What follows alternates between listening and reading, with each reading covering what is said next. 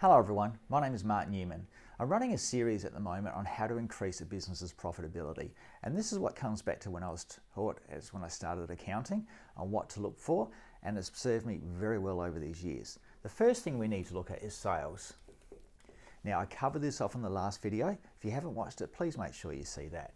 The next thing we look at is margins. And this is the profit that you're making on the products you sell. Now, all of us are selling products, whether it's time, materials, or something. And then finally, we're going to be looking at expenses in a later video.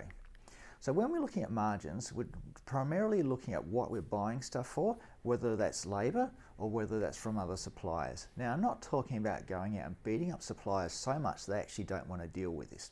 And I have seen this. Years ago, I worked for a large corporate. We had a new customer come along and wanted to do a very large purchase from us. The products department got excited, credit department got excited, and I was asked what my opinion of the deal was. Now I knew this person. I knew he was a pain in the neck to deal with, and the other suppliers had probably already turned him down. I told our product department, and rather than actually giving him a discount, they actually inflated the prices on the list. Now he didn't know he was getting inflated prices, but he actually took the deal. And yes, he was a pain in the neck to deal with there afterwards. And when he came back to buy more products in the future, he was actually refused. So we've got to make sure we have good relationships. An example of having a good relationship is when I worked for a large stationery company. Whereas we were getting towards the end of the quarter, we were looking at our purchases from one major supplier and whether we'd hit a small rebate target. When I looked at the rebates, they jumped substantially if we actually did a bulk purchase.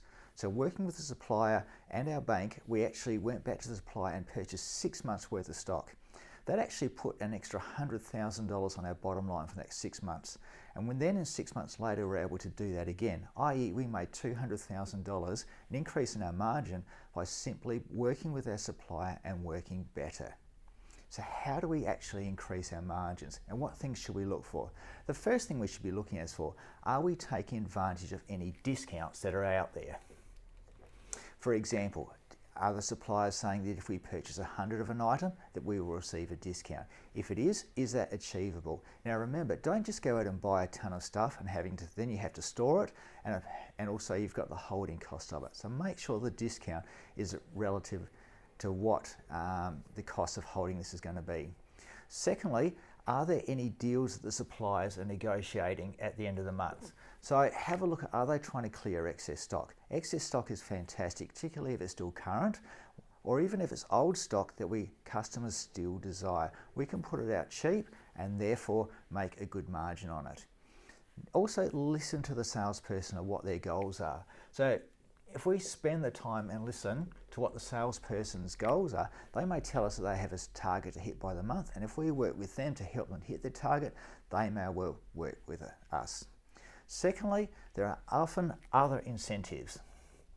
So for example, it's not just the cash price of what we're buying it for, there's often rebates behind the scenes. So for example, you'll see some electronic retailers we're selling it below cost, simply because the rebates are so high that yes, they can sell it below cost because the rebates are still making them profitable. There are other things like advertising incentives, etc., that suppliers have that they can channel your way if you actually work with them. For example, catalogues are not paid by the people printing the catalogue, they're actually paid by the people advertising in there.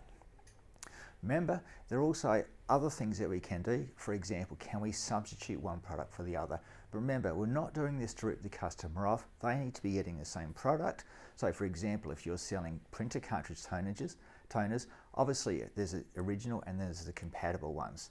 You can't just swap them over for a customer. You need to make sure that you're advising the customer there is a cheaper option and they are getting some benefit out of this as well. Also, have a look at the number of suppliers you've got. Whilst it may not make a difference in terms of the products that you get, it does make a difference in terms of the administration, particularly if you're doing accounts payable as well. And also challenge your suppliers just to make sure they're still supplying you with what you need and there's not better products out there from other suppliers.